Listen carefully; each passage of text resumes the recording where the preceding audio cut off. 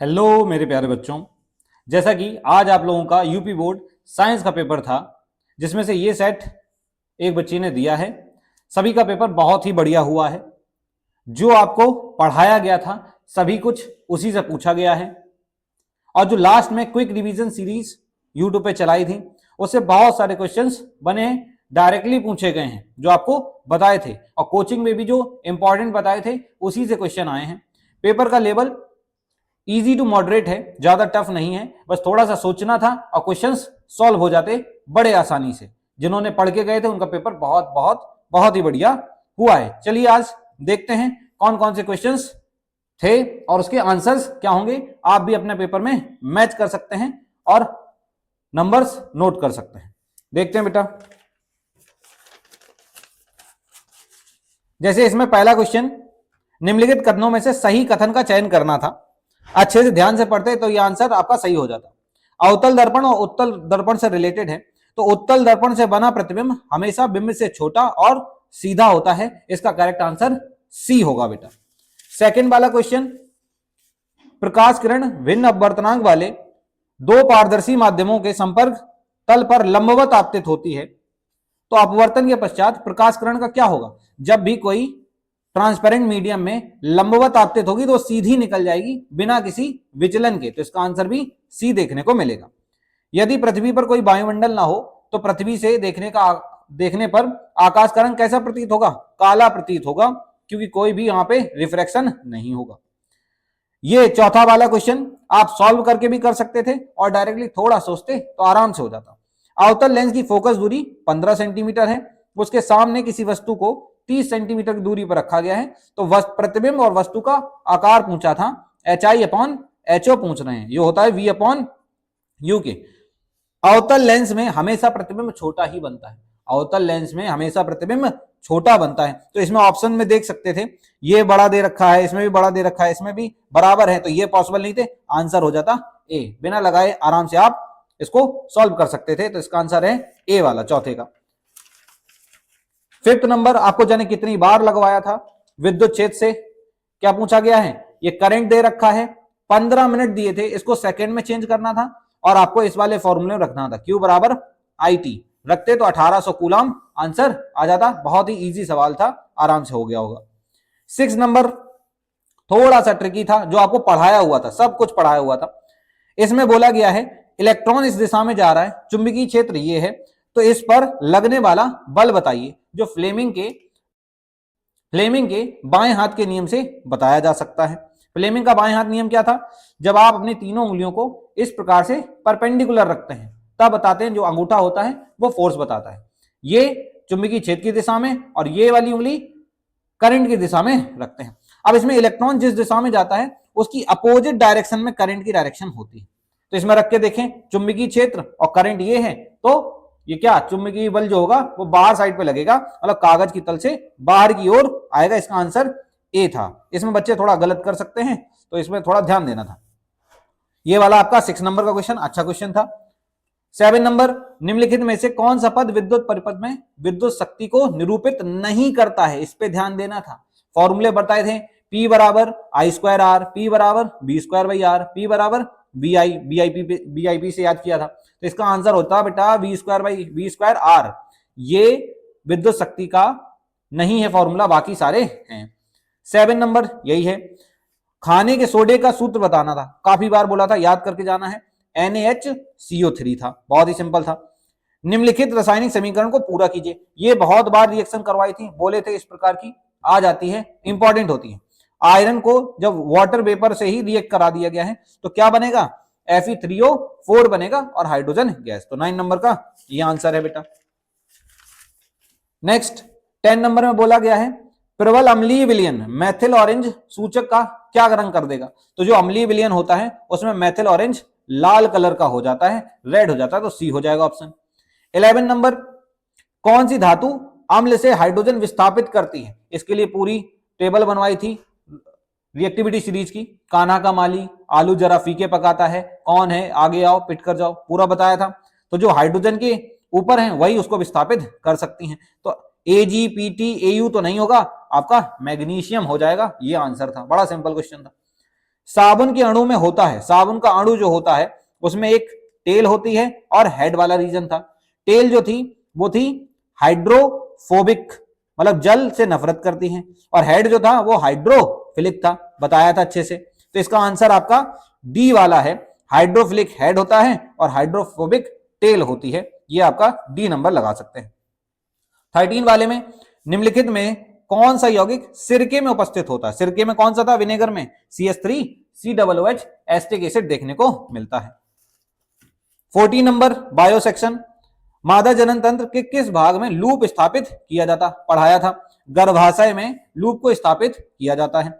कोशिका प्रक्रम में ऊर्जा मुद्रा क्या है? कितनी बार बता चुके हैं? ATP होता है।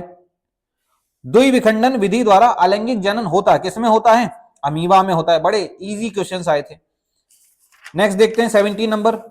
17 नंबर में है पुंकेसर में परागकण होते हैं। पुंकेसर जो पॉलन ग्रेन होता है उसमें जो परागकण होंगे वो हैप्लॉइड स्टेट में होते हैं।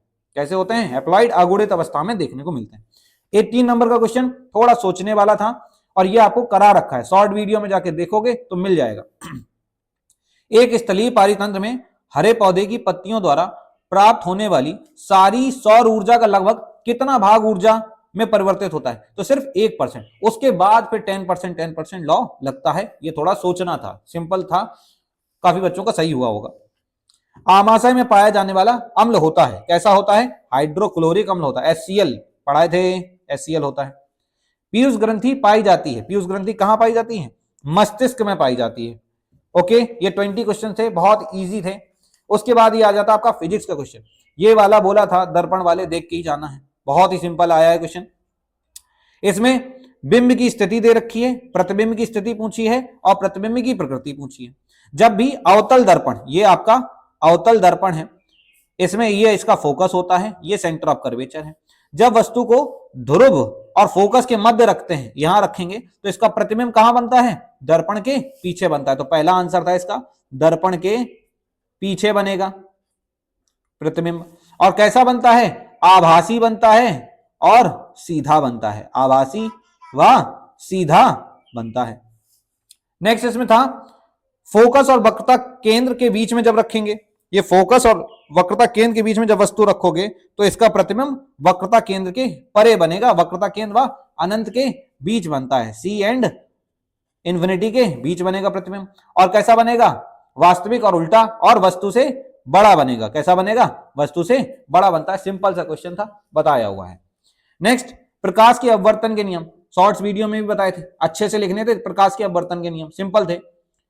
ये आपका अपवर्तन अगर बोला जाए इस प्रकार से होगा, इस प्रकार से बेंड हो जाती है लाइट रे। तो इसके दो नियम थे कि आपकी आपतित किरण और अपवर्तित किरण आपतन बिंदु पर अविलंब, तीनों एक ही तल में होते हैं। और दूसरा स्नेल्स का नियम था, जिसको अच्छे से एक्सप्लेन करना था, बहुत ही सिंपल था। सेकंड बोला गया है नेत्र के दीर्घ दृष्टि दोष के कारण लिखिए। दीर्घ दृष्टि दोष लॉन्ग साइटेडनेस, मतलब इसको दूर का तो दिखता है लेकिन पास का नहीं दिखता, मतलब क्या हो रखा है? इसको हाइपरमेट्रोपिया हुआ है। हाइपरमेट्रोपिया कब हो जाता है? हाइपरमेट्रोपिया कब होता है? जब आंख का लेंस की पावर क्या हो जाए? कम हो जाए, लेंस की पावर कम हो जाए। इसलिए इसकी इमेज रेटिना के पीछे बनने लगती। कहां बनने लगती है? रेटिना के पीछे इमेज बनती है, लेंस की पावर कम हो जाए। और दूसरा ये था कि अगर इसका जो साइज है आई बॉल का वो छोटा हो जाए, आई बॉल का साइज कैसा हो जाए? छोटा हो जाए, तब भी ये प्रॉब्लम देखने को मिलती है। तो बस इसके बारे में लिखना था, बड़ा सिंपल है। थर्ड नंबर आपका फिजिक्स का इलेक्ट्रिसिटी से है। ये जस्ट करवाया हुआ था एक दिन पहले ही, और उसके पहले भी काफी बार बताया हुआ था। 20 ओम प्रतिरोध की एक तार है 20 ओम प्रतिरोध का। टोटल कितना है? 20 ओम है। इसको 5 बराबर भागों में बांट दिया है, तो हर एक का प्रतिरोध कितना हो जाएगा? R1, R2, R3, इन सबका प्रतिरोध कितना हो जाएगा? 5 4 जा 20, 4 ओम हो जाएगा। कितना हो जाएगा? 4 ओम हो जाएगा। 5 बराबर भागों में बांटा गया, फिर उनको समांतर क्रम में जोड़ दिया। तो इसका तुल्य प्रतिरोध बताओ संयोजन के बाद। तो इसका तुल्य प्रतिरोध कैसे आ जाएगा? Rp इक्वल टू क्या बताए थे? R/N। सब कितने हैं? 4 हैं। 4 ओम का प्रतिरोध है प्रत्येक का, और कितने लगे हैं? 5 लगे हैं। तो इसका हो जाएगा 4/5 ओम। तुल्य प्रतिरोध कितना हो जाएगा? 4/5 ओम हो जाएगा। समझे? ये आंसर है तुल्य प्रतिरोध। संयोजन के सिरों को बैटरी से जोड़ने पर प्रत्येक प्रतिरोध में प्रवाहित धारा में क्या संबंध होगा? ये है आपका समांतर क्रम।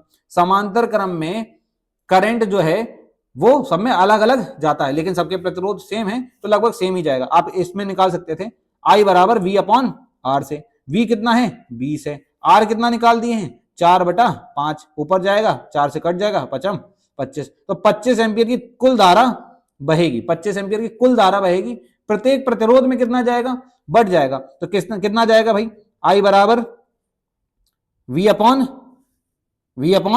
R1 लिख सकते हैं। V कितना है टोटल 20 और R1 कितना है 4, 4 से काट दोगे कितना हो जाएगा 5 एम्पियर आएगा। कितना आएगा 5 एम्पियर। इसको डायरेक्ट ही निकाल सकते थे, सब में 5 एम्पियर का करंट जाने वाला है। इसका सेकंड वाला था विद्युत शक्ति विभवांतर एवं धारा में संबंध बताना, P, V और I। ये तो VIP हो गया, यही तो बताना, संबंध बताना था। और इसका ऊर्जा का मात्रक बता देना था। जो विद्युत ऊर्जा होती है उसका मात्रक क्या होता है, जूल बताए थे, और कैलोरी में भी निकाला जाता है। सिंपल पेपर था ये। नेक्स्ट देखते हैं, यहां पर फोर्थ वाले में क्या दे रखा है क्वेश्चन में, सीधे धारावाही चालक तार द्वारा उत्पन्न चुंबकीय क्षेत्र रेखाओं की दिशा ज्ञात करने के लिए दक्षिण हस्त अंगुष्ठ का नियम, ये मैक्सवेल का बताना था, राइट हैंड थंब रूल। क्या था राइट हैंड थंब रूल, अगर जो धारावाही चालक है उसकी करंट की दिशा में अंगूठे को रखते हो तो कर्लिंग फिंगर किसकी चुंबकीय क्षेत्र की दिशा को बताती है, यही नियम था, सिंपल से बता देना था। फ्यूज का महत्व बताना था, घरों में फ्यूज क्यों लगाते हैं, जब ओवरलोडिंग हो, शॉर्ट सर्किट हो तो फ्यूज पहले ही फ्यूज हो जाएगा ताकि आपके घर में बाकी सर्किट्स को बचाया जा सके। तो ये फ्यूज के महत्व बताने थे, सिंपल सा। प्रतिरोध और प्रतिरोधकता में संबंध, इसका फॉर्मूला लिखना था, R बराबर रो L अपॉन A था। प्रतिरोध और प्रतिरोधकता में संबंध, प्रतिरोधकता का मात्रक रो का मात्रक क्या होता है, ओम मीटर। कितनी बार बताया था, बड़ा सिंपल है, आराम से आ गया होगा। ये वाला अगर किसी ने किया होगा, चुंबकीय क्षेत्र के किन्हीं 3 विशेषताओं को कितनी बार बोला था, इंपॉर्टेंट है इंपॉर्टेंट है। तो चुंबकीय क्षेत्र की कोई 3 विशेषताएं बता देनी थी। जो चुंबकीय क्षेत्र होता है वो एक मैग्नेट में बाहर नॉर्थ से साउथ और अंदर साउथ से नॉर्थ डायरेक्शन में जाता है। किनारों पर ज्यादा सघन होता है। कोई भी चुंबकीय बल रेखाएं एक दूसरे को प्रतिच्छेदित नहीं करती, क्योंकि जहां पे प्रतिच्छेदित करेंगी वहां पे 2 डायरेक्शन हो जाएंगी। ये कुछ इसके नियम लिख देने थे। ये वाला दूसरा वाला बिल निकालना है।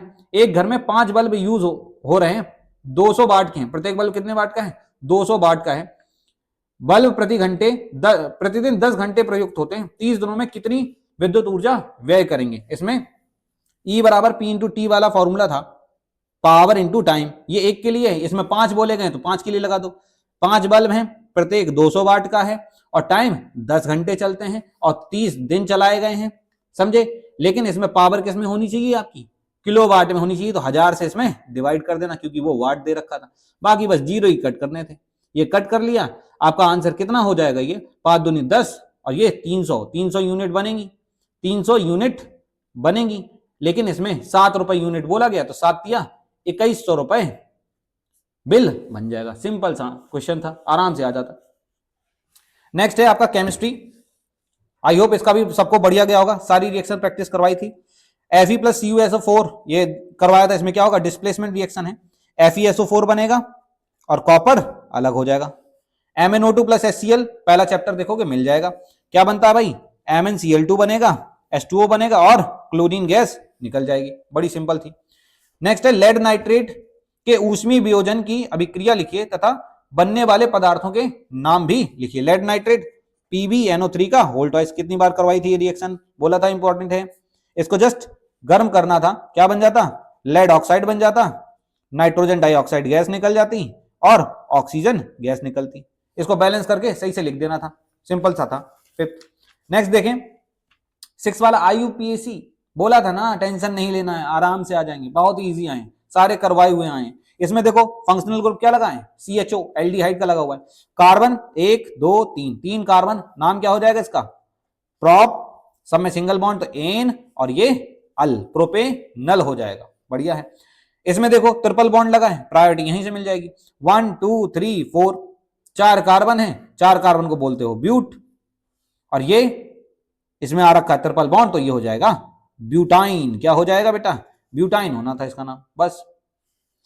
ब्लीचिंग पाउडर के निर्माण की अभिक्रिया लिखनी थी। ब्लीचिंग पाउडर क्या होता है, CaOCl2। कैसे बनता है, जब आप कैल्शियम हाइड्रोक्साइड में क्लोरीन गैस प्रवाहित करते हैं तो आपको कैल्शियम ऑक्सीक्लोराइड ये है CaOCl2 बनता हुआ दिखाई देता है और वाटर निकल जाता है। सिंपल सा रिएक्शन लिख देना था। और दो उपयोग, ब्लीचिंग पाउडर का उपयोग क्या रहेगा, कपड़ों से जो रंग होता है उसको हटाने में किया जाएगा। क्लोरीन गैस, ब्लीचिंग पाउडर का यूज आप पानी को साफ करने में भी कर सकते हैं क्योंकि क्लोरीन गैस रहती है। ये सारा काम करना था इसमें सिंपल सा। अपर रूपता से आप क्या समझते हैं, कितनी बार बोला था इंपॉर्टेंट है। कार्बन के दो अपर रूप, अपर रूप क्या थे, कार्बन जो है वो अलग अलग रूपों में देखने को मिलता है, जैसे डायमंड, डायमंड बताए थे ग्रेफाइट बताए थे, इसके बारे में बता देना था, संरचना बना देनी थी।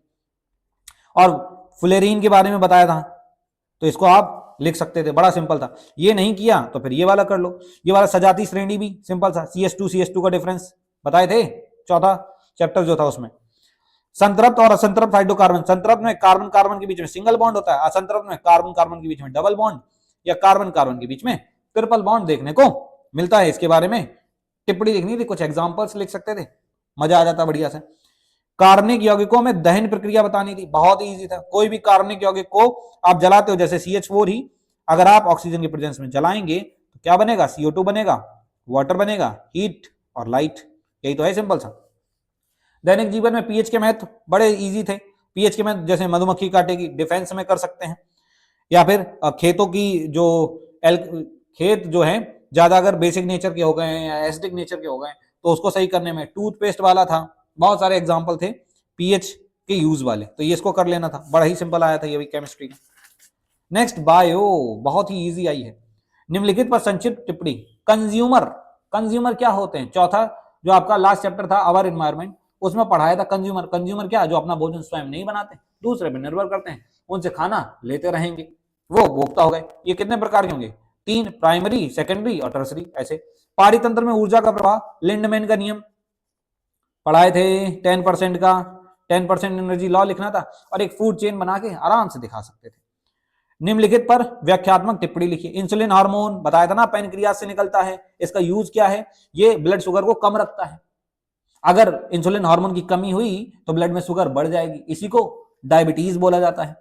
पादप में रंध्र, स्टोमेटा पे पूरा आपको एक शॉर्ट वीडियो डाल दिए थे, स्टोमेटा कैसे खुलता है, कैसे बंद होता है, स्टोमेटा है क्या, ये सारा बताया था, पत्ती की सतह पे देखने को मिलता है, बहुत इजी था।